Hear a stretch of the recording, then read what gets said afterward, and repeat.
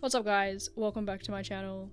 I know it's kind of like I'm bored in quarantine or something, so you guys are getting another video that's not a year later. Crazy. Yeah. So this is gonna be a really fun video. If you can't already tell by the title, it is me picking up my favorite Marvel characters and then making a character from that. I'm very excited because this is a really fun idea. But yeah, basically we're gonna run through what I did. So of course we start from the beginning. We pick out our characters. Now, the way I did these characters, or the way I did it, was I just wrote out the ones that came to my head that I really like, and I think I ended up writing about 16 characters, and I wanted to shortlist even more down to about 10 characters because I didn't want too many characters. And of course, there's so many characters in Marvel movies, it's kind of like, fuck, so many to choose from. The process of elimination for me is I wrote down my favorite characters, and I had to keep in mind that I had to try and keep it one character per solo film. If it was like an ensemble film like Guardians of the Galaxy or Avengers, it didn't matter, it could be two characters from that. But if I was doing two characters from a solo movie, it had to be a hero and a villain. And of course, now writing down all these characters into my top 10 list, I then looked at it and was like, holy shit, every character is basically fucking red or blue. What? Why is this a recurring color scheme in Marvel? I don't know. I don't understand it. They're the worst colors to go together, but okay.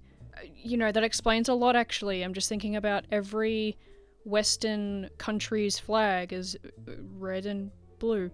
Yeah, makes sense. Patriotic, right? Ugh, garbage. Anyway, sorry, little tangent. So once we've got all my characters that I've shortlisted, we start breaking down the aspects of each costume, or not each costume, but similarities that I really like across the board that each, or more than two characters share.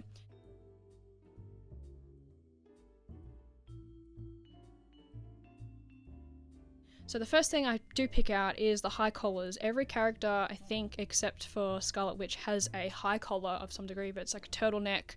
Strange has got his pulled up cloak. It's very, I don't know, it's very stylistic. It's something I picked up. You know, Rocket's got his scarf. It just looks cool. I think it's something very interesting. Then of course I broke down the length dynamic, which is capes. If you don't understand what I mean by length dynamic, I mean capes, cloaks, scarves, anything that adds asymmetrical elements to the image to make the silhouette more interesting. That's what I mean by length. And I know cloaks are overdone or capes are overdone. It just looks really cool. Then of course most of the things are very layered. It's very rare that we do see a lot of characters now in MCU that it's skin tight, unless it calls for it, like Spider-Man. Of course he just has a pretty typical skin tight suit, Black Widow as well. But then you get some costumes like Captain Marvel. It is quite skin tight, but it's layered. You can tell that there is a lot of care and there's a lot of padding in there to make it more practical rather than looking a lot nicer, which is what I like about MCU films. It just looks more layered, looks more put together in that aspect. And of course, the last thing I did look at was masks or headgear. Most of these characters have a mask of some degree or headgear or something that they have on their face or on their head that aids them in combat or whatever, what have you in that aspect. And I think it's pretty essential that a superhero has some form of fucking headgear, even if they don't wear it, as long as it's just fucking there. I don't know. It just speaks to me. It's something that I think is really interesting, can add something to a silhouette. If you're like, I don't know if this is missing something, but you know. So once I got those elements down pat, then of course I start with the power stance. Good old solid power stance for the base sketch. Now the line art, the base sketch itself is just me kind of fiddling around with those 4 things that I picked out. And of course I'll get to a color palette later on down the track. But I was keeping in mind those 4 things that I really liked about each character that I have on the side there. And whenever I got stuck, I would, look at the reference pictures just to make sure that I was like, okay, well, that kind of looks really cool. So I started off with a high collar. That's the first thing I started off with, and I worked my way down, if you don't count me starting with the face. But you get what I mean. And once we start forming together these elements that I picked out from each character, then you can kind of start to see the picture itself forming and the silhouette gathering in a way that I wasn't really thinking about much. I was thinking about those 4 key elements that I wanted to keep in mind, and I just let my brain run with it.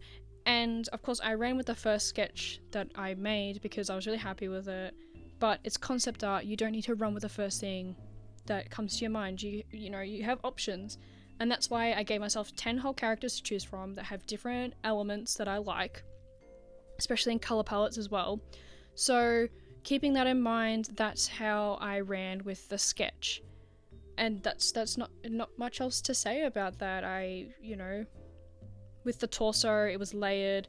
I tried to make it look visually interesting but not too articulate.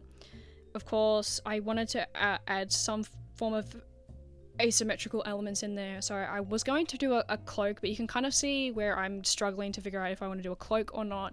I think I ended up just doing a loincloth and like a back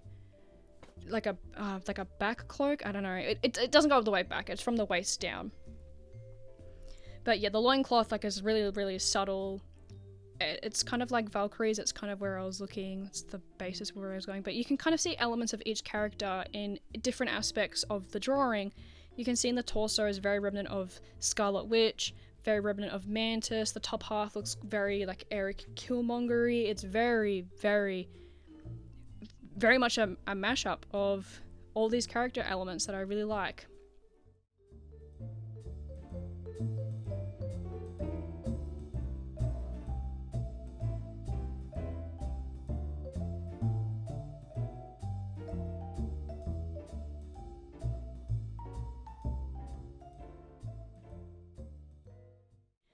And of course, once we finish off with this base sketch of me just fucking around and figuring out what I like, then we move on to the line art. And the line art's pretty self-explanatory. You're just going over what you've already drawn, but a lot cleaner and crisper. I do change brushes, if you can't tell. I have a different sketch brush that I do to my actual line art. You don't have to do this. This is just personal preference for my sake. Everyone has a different art style, and mine calls for my art style. That's just it is what it is, as they say. So we're just gonna skip it. I mean, the line art, as I said, self-explanatory. I add maybe a couple of little details, nothing too crazy on top of what I've already drawn. I have a pretty clear idea, and my art style is not too intricate and articulate than most, so it's pretty straightforward. It's very cartoon-esque.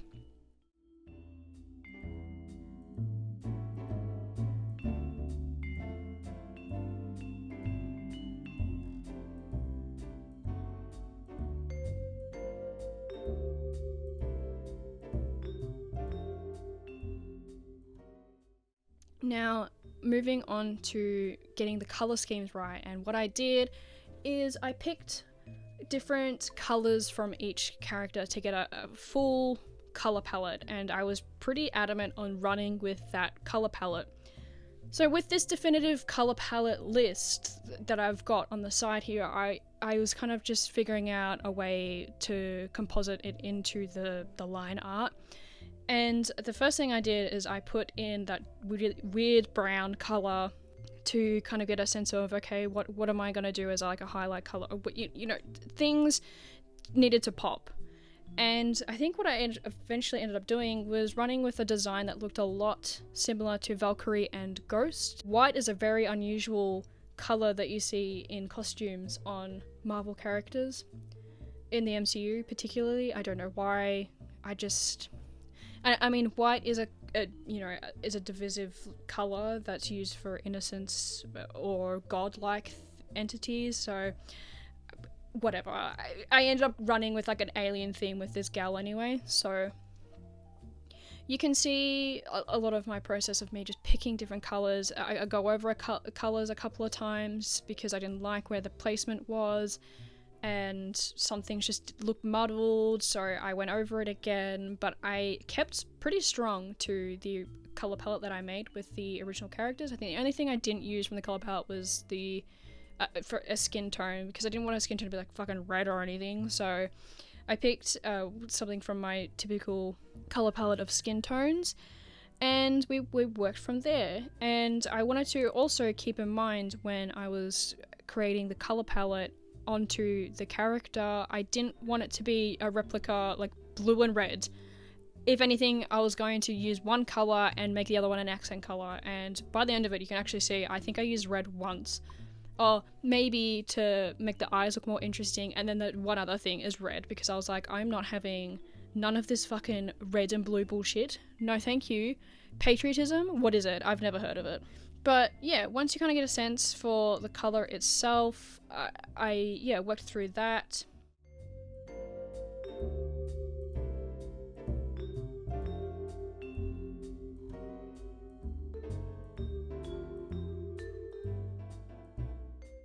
Once I was happy with it, I start doing my shading as per normal. Of course, I start with her magic, whatever the fuck is going on with her hands.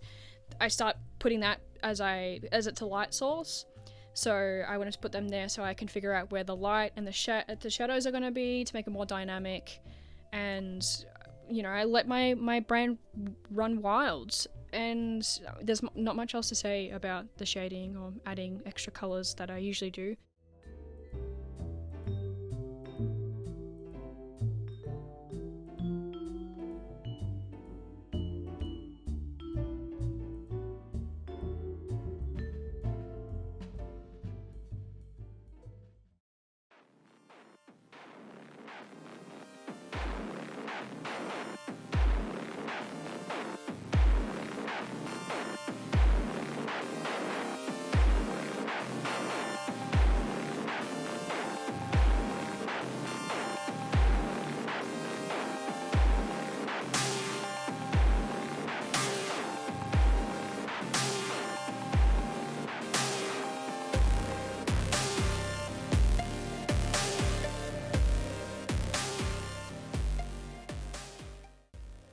So we have this character that I've made from 10 different Marvel characters, and I'm really happy with it. Her name is Antraxis, and she hails from space. She's a space gal. She's a space alien.